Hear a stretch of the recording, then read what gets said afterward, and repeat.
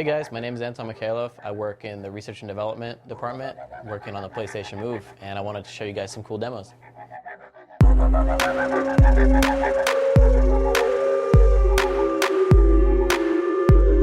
Alright, so this first demo just shows you the raw data coming out of the Move. So you can see all the 3D tracking, all the angles, and I'll do some stress tests so you guys can see exactly, can keep up with me even though I move very quickly. If I move very slowly and precisely, it can also sense all those motions. So we call this a high dynamic range tracker because it can work over large speeds or also very precisely over small speeds. As you can see, I can capture any kind of motion that I want. So I can sort of juke around and hit him from the top, or I can slice left or the right.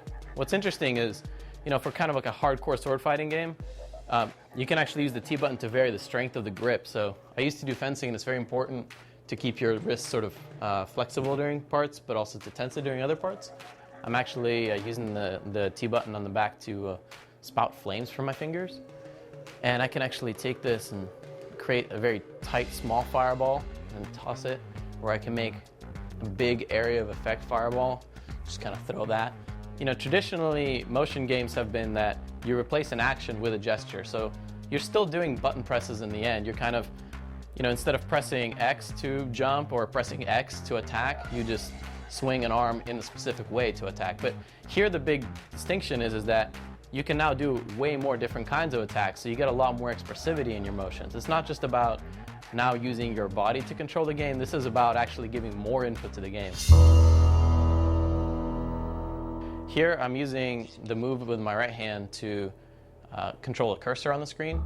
And with the analog button, I can now vary the size of my brush, so to speak. I found that painting the units sort of with a brush-like selector actually works much better. So if I want to select these 4 units, I just do a quick swipe with a large brush. Versus if I just want to select this 1 unit, I just do a quick swipe with a small brush. And with the navigation controller, I can now slide around the terrain.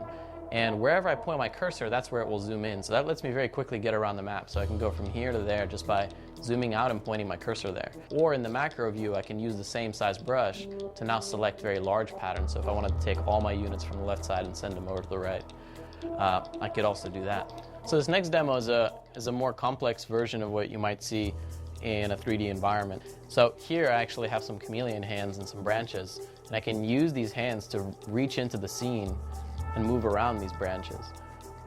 And this is a really intuitive way to navigate 3D space, especially when you have to move around a large unstructured environment, something where you can't necessarily decide for the user where to jump or where to move to. You can just jump to this branch or jump to that one, and the game has no idea where I'm about to go. And in 3D, this is also very compelling because you get that extra depth perception. Since the Move tracks in 3D, it's going to be a very powerful combination to combine this with a 3D display. So in this demo, we're going to do some modeling. So I actually used to do pottery, and here is a piece of marble that I have held with one of my controllers, and the other one's going to be my tool. So I can do these kind of complex swirly gestures, or I can spin it really quickly, so that way I can actually make something a little bit more coherent. So, and I can go in and I can actually now start painting it. If you've ever kind of hated playing around with sliders in RPGs and just wanted to make your own custom guy, imagine putting that on top of your avatar. This next demo is sort of a futuristic interface you might consider, where I can use the controllers in sort of a multi-touch way to create windows, and I can use them to move them around. This is really interesting because even multi-touch devices aren't able to do this kind of 3D interaction with both angles and position. You can imagine this video feed being something else. So for example, I can have a video chat with someone else, or maybe a movie. And over here, I can have a poster of favorite characters, for example. And up in front, I can start to look maybe at websites, rearrange it, bring things forward. Say I want to look at this video more, I can bring forward, or I can say I'm not interested in this anymore, I'll just throw that away. And here I can use it like a camcorder like we were talking before. And in this view again, I can reach in and grab things and manipulate them more precisely. So here's a demo where we're actually using the PlayStation Eye to track my head and then using the moves to track my hands.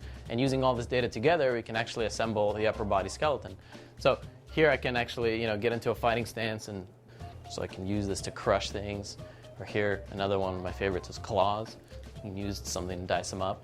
All right, so here's a look of it, what the TV looks like to me when I'm doing the head tracking. You can't really tell from a third person, but it's this way you can kind of hopefully get a feel for the 3D effect that I can get. So I'm sort of looking through the TV as if it's a window rather than something that's just in front of me.